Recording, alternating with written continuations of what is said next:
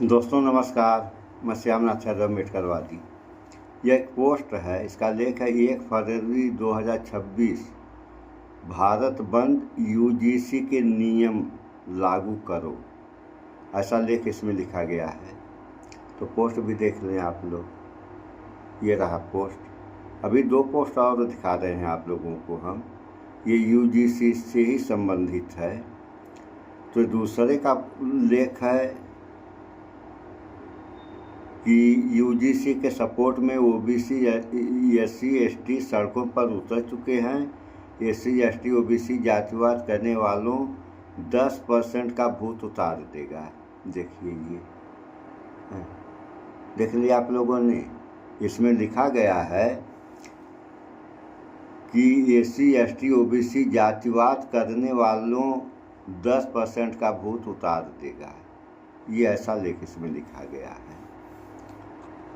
तो ये हो क्या रहा है? अब एक और है, इसका जो है लेख है, यूजीसी कानून आते ही सभी को पता चल गया कि एससी एसटी ओबीसी का असली दुश्मन मुसलमान नहीं, सवर्ण हिंदू है। और सवर्ण हिंदुओं ने ही मुगलों के साथ मिलकर हजारों साल एससी एसटी ओबीसी के पूर्वजों पर शोषण किया था और आज भी जातिगत भेदभाव के आधार पर शोषण कर रहा है। देखिए, देख लिया आप लोगों ने। ये हो रहा है। अभी इस पे एक समाचार भी हम आप लोगों को थोड़ा सा सुनाएंगे। तो हो क्या रहा है, अब देखिए आप लोग कि यूजीसी जब लागू किया गया तो सवर्ण समाज रोड पे उतर आया और प्रधानमंत्री नरेंद्र मोदी के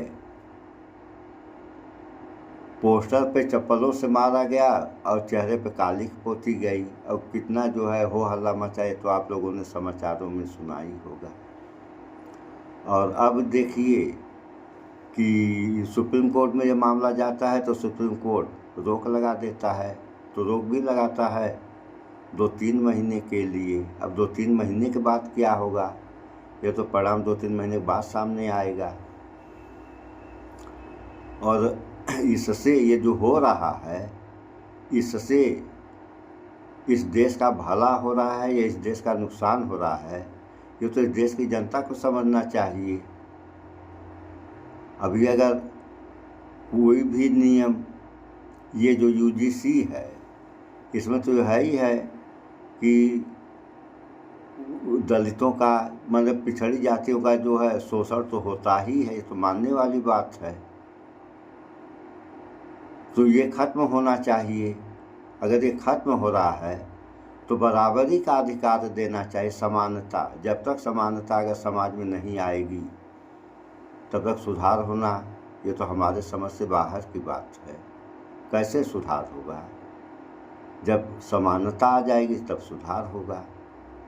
और समानता आएगी कैसे? समानता आने के लिए इस समाज को थोड़ा सा मेहनत तो करनी ही पड़ेगी। भी मेहनत क्या करनी पड़ेगी? मेहनत यही करनी पड़ेगी कि सारे लोग अपने बराबर समझें। है ना ऐसी व्यवस्था? बार बार प्रधानमंत्री नरेंद्र मोदी इस बात को कहते हैं कि वासुदेव कुटुंबकम, यानी दुनिया अपना परिवार है। और इसी देश के लोग इस देश के लोगों को अपना नहीं मानते तो कैसे दुनिया अपना परिवार है? जब देश में ही देश की जनता को अपना नहीं समझ रही है तो विदेशों की जनता को कैसे अपना समझेगी? देख लीजिए आप लोग, देश में हिंदू मुस्लिम जातिवाद दुनिया भर के जो है बवाल चल रहे हैं।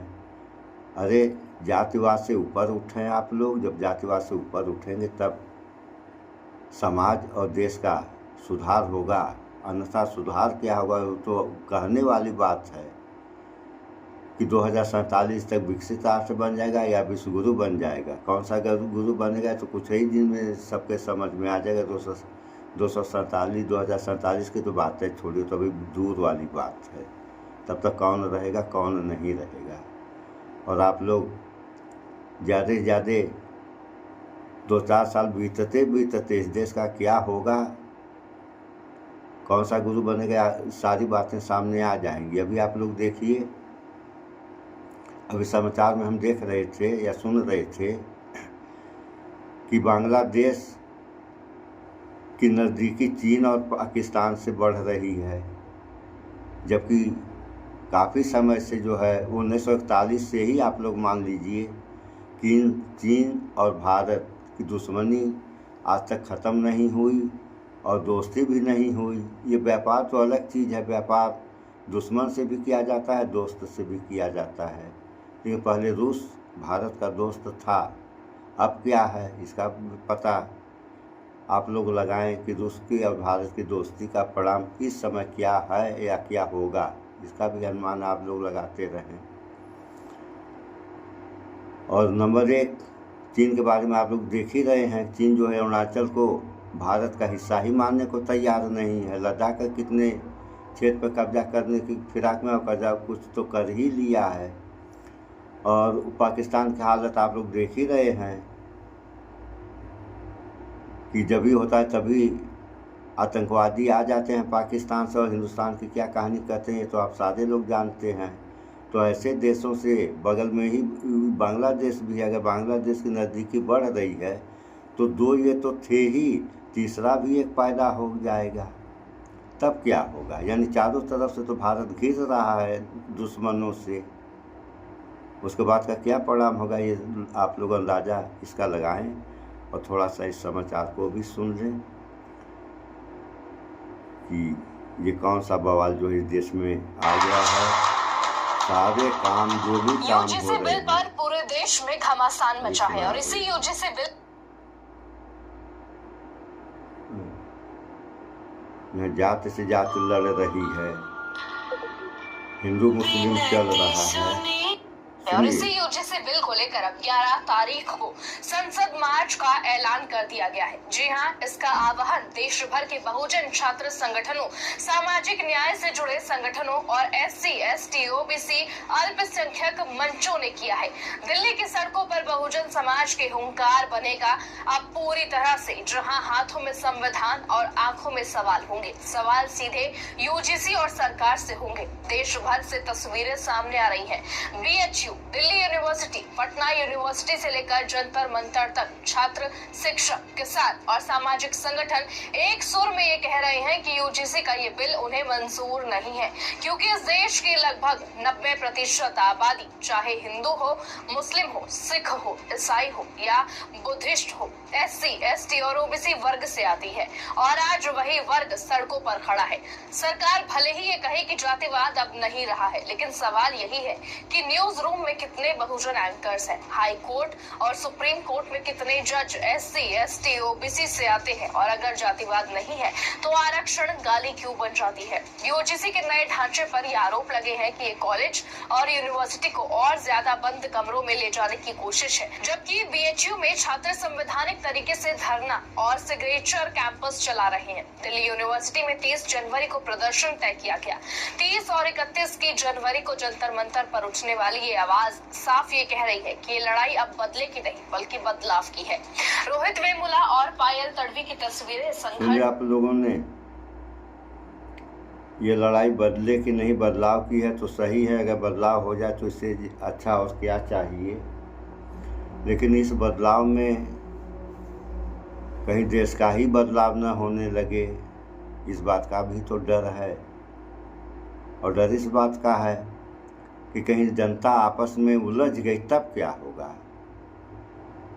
तो ऐसा नहीं होना चाहिए। भाईचारा बनाकर आप लोग रहें और सारे लोगों को, 140 करोड़ आबादी का ये देश है तो 140 करोड़ आबादी को भाईचारा बनाकर रहना चाहिए।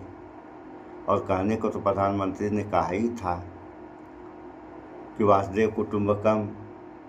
और यहाँ आप लोग देख ही रहे हैं कि हिंदू मुस्लिम जातिवाद, तो जब हिंदू मुस्लिम जातिवाद चल रहा है तो वासुदेव कुटुंबकम कैसे हुआ।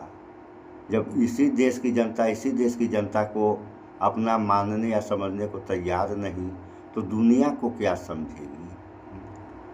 तो ये सब हो रहा है तो इस देश का भला होगा या देश का नुकसान होगा, इन सब बातों पर विचार करें आप लोग। किसी भी प्रकार का नुकसान होता है और किसी भी प्रकार का फ़ायदा होता है, तो हमेशा सारे लोगों को मिलकर अपने तथा देश के तरक्की के बारे में सोचना चाहिए। तरक्की के बारे में अगर लोग सोचेंगे तो उसका परिणाम कुछ और होगा।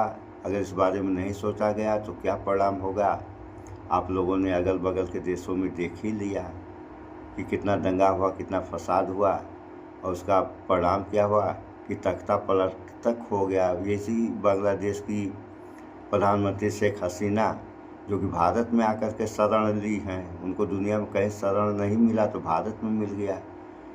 खैर, जो हुआ सो हुआ, लेकिन जो भी हो गलत न हो। हमारा ये मानना है। आप लोगों का क्या विचार है इन सब बातों पे, कमेंट में बताने की भी कोशिश करें। आप लोग भाईचारा बनाकर रहें। सो इस वीडियो में इतना ही। स्वच्छता अपनाएं, शुद्ध खाएं, स्वस्थ रहें, शिक्षित बने। जय विज्ञान, जय संविधान। नमस्कार।